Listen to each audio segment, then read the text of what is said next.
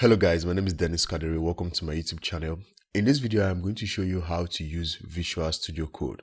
Visual Studio Code or VS Code, not to be mistaken for Visual Studio, is a free and open source code editor by Microsoft and is available for Windows, macOS and Linux.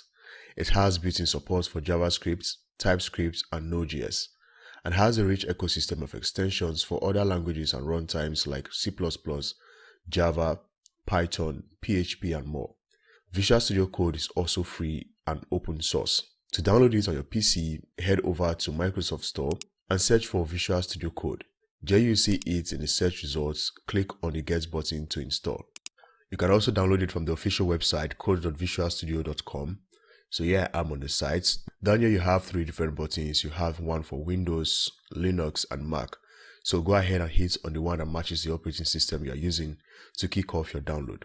When the download is done, click on the exe to begin the install process.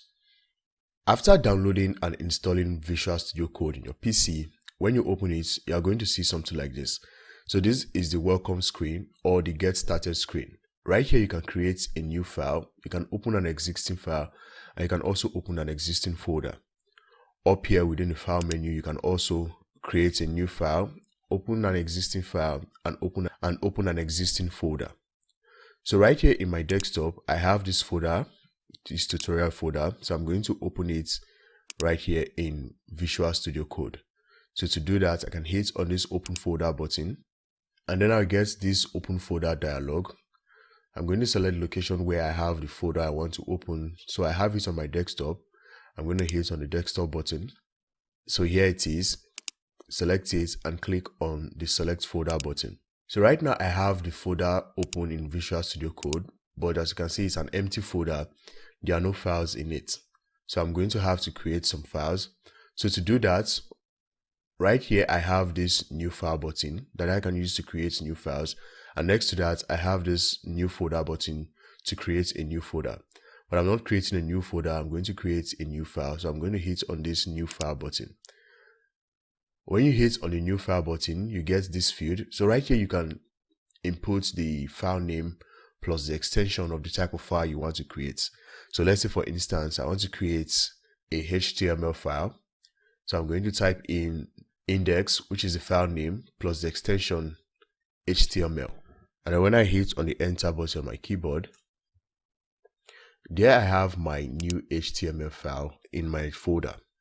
So let's say for instance, I want to create a CSS file. I would say style.css, which is the extension. And there I have my CSS file. I can also create a JavaScript file. I would say script.js. That's it. A Python file, index.py. So that's it. So up here I have all the files I have created open and lined up, as you can see right here. So I'm going to close this. So when I close all the files up here, so I have all the files closed. So right here, when I try to open them, so after closing the file, when I try to open them all at a time, you see I can only open one at a time. I cannot open more than one at a time. So to be able to open them all, I will have to double click on each and every one of them like this. And you can see they are all opened right now. They are all lined up here at the top. I can also split this editor by clicking and dragging the files out like this. You can see. So I can view more than one editor at a time. See them right here. Or I can simply head over to the view menu up here and then hover over editor layout. So down here, when I hit on this split up, you see that I have this HTML file open up here and I also have it down here with these other files. So when I close this, I still have the one up here to work with. You also have more options down here to work with. For instance, I can split down, I can split left, I can split right, and the others right here. So you can explore them to see how they work. Visual Studio Code comes with integrated tools for auto-completion to make writing codes very easy. For example, in this HTML file, when I type in HTML, Before I even finish typing HTML, I get these suggestions down here to help me complete it. Visual Studio Code has something called Intelesense. Intelesense is a code completion tool. It allows code completion or text completion on different platforms. It provides you with suggestions on how your code could be completed to avoid errors, just like these ones you are seeing right here. So for instance, if I hit on this HTML5, you see I get the skeletal structure of the HTML file. So down here, when I type in div, you see it suggests the div element. So when I click on that, it creates the div element. When I hit on enter again, and I type in H, I get these heading suggestions and few other elements that starts with H. So let's say I'm going to go with this H1. So within here, when I type in hello world, there I have my first HTML file. To the left hand side of the screen, I have my activity bar. So within the activity bar, I have the Explorer where I have my folder and files in it. Next is the search. With search, you can search for values and elements in your file. So let's say for instance, I type in the word hello. Down here within the HTML file, you see the word hello highlighted. Now when you look below the search field, I also have the replace field. So I can search and replace values or elements within my file. So I search for hello. So let's say I want to replace it with hi. So I'm going to type in hi and then hit on the replace all button here. And then hit on replace. You see I now have hi right here instead of hello. I can also search and replace elements. So let's say for instance, I search for H1. Down here, I see the H1 selected. So I can replace it with, let's say, H2. And then hit on the replace all button. And then hit on replace. And there you see the H1 elements now changed to H2. Next, I have source control. Right here, you can install and manage your project with Git. Next is run and debug, which comes with debugging features. You can set breakpoints in your code to see where you're having issues. And last but not least, we have extensions. Visual Studio Code comes with a lot of built-in functions. It is made to support JavaScript, TypeScript, HTML, and CSS. But with the help of extensions, you can work with Python, C++, PHP, and many other languages. When I hit on this no problem button down here, it opens this panel. So down here I have the problems ribbon, I have output ribbon, there's a debug console. Now when I click on this, here I have the terminal. So I'm going to close out of this. If you find this video helpful so far, please do want to support this channel by giving this video a like and also subscribe to the channel and turn on post notifications so you get notified when I post a new video. Thank you. You can change the look of Visual Studio Code by changing the theme. To do that, head over to the View menu and click on the Command Palette. With the Command Palette, you can access all functionalities in Visual Studio Code. So right now I have my Command Palette open. So let's say for instance, I want to change the theme of Visual Studio Code. All I need to do is to search for theme. So after searching for theme, you're going to click on Preferences, Color Theme. So down here, I have all the themes that are available in Visual Studio Code. As you can see right here, you have multiple themes. You can select from. You can also change the icons right here in Visual Studio Code. For example, these 5 icons over here. So to do that, I'm going to head over to the View menu again, click on Command Palette and search for Icon Theme. So right here, I have multiple results. So you are going to click on Preferences, File Icon.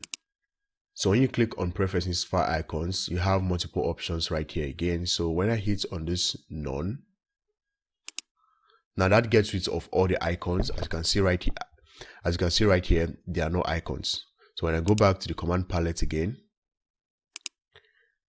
File Icons, and I click on Minimal, so that gives you less fancy icons. There are icons, but they are not as fancy as the ones that used to be there. When I go back to View again, click on Command Palette, click on File Icons again.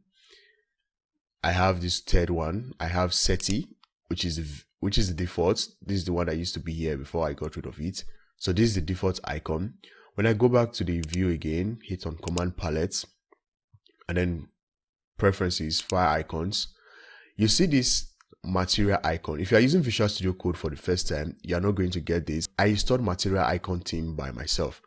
So if you want to install this icon, first of all, let me show you how it looks. So this is it. You see the icons are looking more beautiful and look more fancy and unique. So to install this, you can head over to the view menu, click on the command palette again, and click on preferences, file icon. And then you are going to hit on install additional file icon themes. And then it's going to open the extensions activity. So right here within the search, I have tag icon theme, and the first result right there is material icon. So you are going to click on that, and then when you click on that, on the right hand side, you are going to get something like this. I already have material icon theme installed, but if you haven't installed this before, you are going to see the install button somewhere around. Click on it to install. After installing material icon theme, you can click on the set icon theme, and it will be set as your new icon theme. When you head over to your Explorer activity, you are going to see icons like this. And you also see it within your icon theme, just the way it is right here, listed with other themes in my file icon theme. You can also customize the appearance of Visual Studio Code within settings. To be able to do that, you can head over to the view menu again, and then click on command palette. Within command palette, you can search for settings, and then click on preferences, open settings. So down here within settings, up here I have the search bar. I can search for whatever it is I want to make changes on. So let's say for instance, I want to change the font family of my Visual Studio Code. I can search for font, and here I see all the font related results right here. So you can go ahead and search for what you want exactly, or you can search for, let's say, theme. Again, you have all the theme related results down here. Zoom, and down here you have two zoom results. You have editor mouse wheel zoom and window zoom level. If you look closely, up here you have two tabs. You have the user tab, and you also have the workspace tab. Now the difference between the user tab and the workspace tab is that whatever changes you make within the user tab affects Visual Studio Code, affects the entire Visual Studio Code. But whatever changes you make within workspace tab affects your current file. In other words, user is for general settings and workspace is for file settings. So for example, let's say I change the zoom level while I'm in this user tab. So I change this zoom level down here while I'm in this user tab, and also while I am in this tutorial file or tutorial folder. When I open another file or folder in Visual Studio Code, the changes I made is going to affect that file because I made a general setting on the app. But if I change the zoom level right here within the workspace tab while I'm in this tutorial folder and I close this, the zoom level which I changed right here while I'm in this tutorial file will not affect the new file I opened. It will only affect this tutorial file which was open when I changed the zoom level in the workspace tab. So always remember, the user tab is for general settings. It affects the entire Visual Studio Code, while the workspace tab, whatever settings I make there, affects or applies to just the current file or folder. I hope you get that. So let's talk about extensions. Like I said before, Visual Studio Code is built to support JavaScript, TypeScript, CSS, Node.js, and they all have integrated features right here that helps you to write codes more conveniently. Now, what if I want to use other frameworks in Visual Studio Code? This is where extensions come in. Visual Studio Code has a large number of extensions that you can install to help facilitate your code writing experience with other languages. You can head over to the extensions activity down here, which is already open. Click on this filter button. So down here I can view all the extensions in different categories. I have featured, most popular, recently published, recommended category, and many more down here. So let's say for instance, I click on this most popular. So down here I have the most popular extensions in Visual Studio Code. I have Python, Jupyter, Pylance, C++, Jupyter, Keymaps, Jupyter, and many more down here if I scroll down. So whatever extension you want, you can come over here and search for it to download that particular extension. Next, let's talk about keyboard shortcuts. There are a lot of keyboard shortcuts in Visual Studio Code, but I'm not going to run through each and every one of them right now because that would take like forever. But if you want to learn them on your own, you can head over to the view menu again, click on command palette. Right here, search for keyboard shortcuts and click on preferences, open keyboard shortcuts. And here you see all the keyboard shortcuts that are available in Visual Studio Code. You see all the commands that have keyboard shortcuts and all the possible commands you can add keyboard shortcuts or key binding to, just the way it is labeled up here. But you can customize these key bindings or keyboard shortcuts to your preference. When I hover my mouse over this empty column right here, I get this pen button. When I click on the pen button, right here I can input or enter the new combination for that particular command. So if there's any command in Visual Studio Code that you want to know its shortcuts, you can come down here and look it up. Still on shortcuts, when I hold down the control key on my keyboard and press the letter P, I can switch from one file within my project folder. As long as I hold down the control key, when I press the letter P, you can see that it is switching from one file to another. Now, when I have the file I want to open selected, let's say for instance, I have this script file selected right now, and this is the file I want to open, I can let go of the control key and that file will open automatically. So that is it, guys. That's how to use Visual Studio Code. So this is just an introductory video to Visual Studio Code. If you find this video helpful, please do help support this channel by giving the video a like, and also subscribe to the channel and turn on post notifications so you get notified when I post a new video. Thank you, and I'll see you on the next one.